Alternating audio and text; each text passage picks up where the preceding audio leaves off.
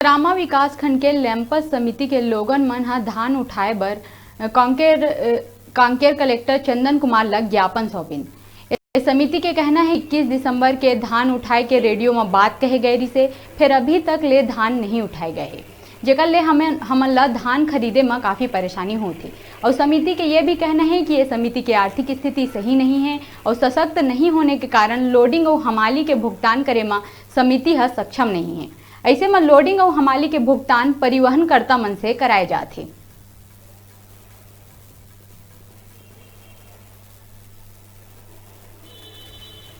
यदि खुल जाता इस साल ना तो ये स्थिति शायद निर्मित नहीं होती।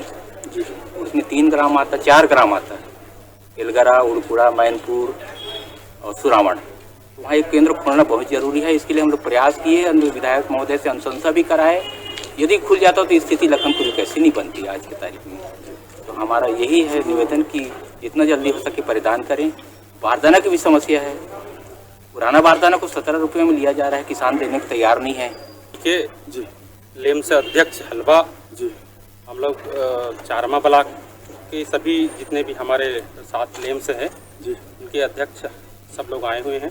हमारा समस्या है उपार्जन केंद्रों में बफर लिमिट से अधिक धान उपार्जन हो गया है जी, और अभी 1 इंच भी हमारे पास जगह नहीं है कि हम धान खरीद सकें। लिमिट से अधिक हो गया है, बफर लिमिट जो दिया गया है हमें उससे अधिक।